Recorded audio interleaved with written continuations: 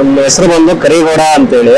ನಾನು ಒಬ್ಬ ಹಾಲು ಉತ್ಪಾದಕರ ಅಧ್ಯಕ್ಷ ಹಾಗೂ STMC ಅಧ್ಯಕ್ಷ. ನಮ್ಮೂರು ಬಂದು ಮೆಣಸಿನಹಳ್ಳಿ, ಚನ್ನಮನೆಯಿಂದ 18 ಕಿಲೋಮೀಟರ್ ಬಾರ್ಡರ್, ಗಡಿ ಬಾರ್ಡ್ರು. ಚನ್ನಪಟ್ಟಣ ಮತ್ತೆ ರಾಮನಗರ, ಸಾತ್ನೂರು, ಈ ರಾಮನಗರ ಇದರ ಮಧ್ಯ ಸೆಂಟ್ರಲ್ ಇರುವಂತ ಗ್ರಾಮ ಇದು.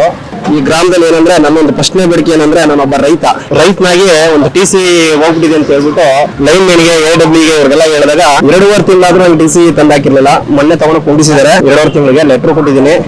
ರೈತರಿಗೆ ಈ ತರ ಆದ್ರೆ ರೈತರ ಕಷ್ಟನ ಕೇಳಿವ್ರು ಯಾರು ಅಂದ್ರೆ, ಒಂದು 3 ದಿನ ನೀರು ಕಟ್ಟಿಲ್ಲ ಅಂದ್ರೆ ಬದುಕು ಬೆಳೆ ಉಳಿಯಲ್ಲ. ಇವರು 2.5 ತಿಂಗಳು ತಗೊಂಡ್ರೆ TC ಹಾಕೋಕೆ ರೈತ ಏನ್ ಮಾಡ್ಬೇಕು ಅಂತ ಒಂದು ಅರ್ಜಿ ಕೊಡ್ತೇವೆ ತಹಸೀಲ್ದಾರ್ಗೆ. ಇನ್ನೊಂದು ಕಡೆ ಗ್ರಾಮ ಕೆರೆಗೆ ಪೈಪ್ ಲೈನ್ ಆಗ್ಲಿಲ್ಲ ನಮ್ಮ ಮೆಣಸಿನಹಳ್ಳಿ ಗ್ರಾಮಕ್ಕೆ. ಅಲ್ಲಿ ಅಂತರ್ಜಲ ಬತ್ತಗರಿಗೆ ಅಲ್ಲಿ ಕುಡಿ ನೀರಿಗೆ ಅಹಂಕಾರ ಶುರುವಾಗೈತೆ. ಹಂಗಾಗಿ ಆ ನೀರಿಗೋಸ್ಕರ ಒಂದು ಪೈಪ್ ಲೈನ್ ಮಾಡ್ಕೊಡಿ ಅಂತ ಹೇಳಿ ನಾವು ತಹಸೀಲ್ದಾರ್ಗೆ ಮತ್ತೆ EOಗೆ ಮತ್ತೆ MLAಗೆ ಇವ್ರು 3 ಜನಕ್ಕೂ ಒಂದು ಮನವಿ ಮಾಡ್ಕೊತಾ ಇದೀವಿ. ಆದಷ್ಟು ಬೇಗ ಪೈಪ್ ಲೈನ್ ಮಾಡಿ ಜನಗಳ ಕಷ್ಟನ ನಿವಾರಿಸಿ ಅಂತ ಹೇಳಿ.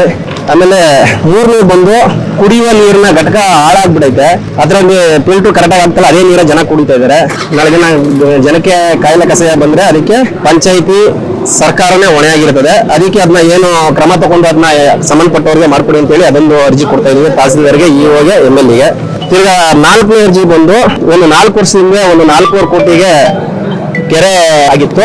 ಆ ಕೆರೆನ ಮಾಡಿದ ಟೈಮಲ್ಲಿ ಕೆರೆ ಒಡೆದೋಗಿತ್ತು. ಆ ಒಡೆದೋಗಿದ್ದಂತ ಟೈಮಲ್ಲಿ ತಾರ್ಪಲ್ ಹಾಕ್ಬಿಟ್ಟು ನೀರ್ ಕಲಿಯೋದ ಮೇಲೆ ನಾವು ಕೆರೆ ಮಾಡ್ಕೊಡ್ತೀವಿ ಅಂತ ಹೇಳ್ಬಿಟ್ಟು ಅದನ್ನ ಕೆರೆನ ಮಾಡಿದ್ರೆ ಹಂಗೆ ಬಿಟ್ಬಿಟ್ಟಿದ್ದಾರೆ. ಅದಕ್ಕೆ ಸಂಬಂಧಪಟ್ಟ ಕಾಂಟ್ರಾಕ್ಟ್ದಾರ ಯಾರಿದ್ದಾರೋ ಅವ್ರಿಗೆ ಮಾಹಿತಿ ಕೊಟ್ಟು ಅದನ್ನ ಸರಿ ಮಾಡ್ಕೊಡ್ಬೇಕಂತ ಹೇಳಿ 4ಕ್ಕೆ ನಾವು ಮನವಿ ಮಾಡ್ಕೊತಾ ಇದ್ವಿ ಮೆಣಸಿನಹಳ್ಳಿಯಿಂದ. ಆಮೇಲೆ ಸಿಂಗಲ್ ಫೇಸ್ ಕರೆಂಟ್ ಕೊಡ್ತಾ ಇದ್ರು, ಅದನ್ನ ಈಗ ಒಂದು ವಾರದಿಂದ ಈಚೆ ತೆಗೆದುಬಿಟ್ಟಿದ್ದಾರೆ. ಇವತ್ತು ರೈತರಿಗೆ ನೀರಿಂದನೇ ಸಿಂಗಲ್ ಮನೆ ಮೋಟ್ರಿಗೆ, ಮನೆ ಬಿಡುವಂತ ಮೋಟ್ರ್ ಬಿಟ್ಕೊಂಡು ಅವ್ರು ವ್ಯವಸಾಯ ಮಾಡ್ಕೊತಾ ಇದ್ರು ಹೊಡ್ಕೊಂಡು, ಈಗ ಅದನ್ನ ತೆಗೆದುಬಿಟ್ಟಿದ್ದಾರೆ.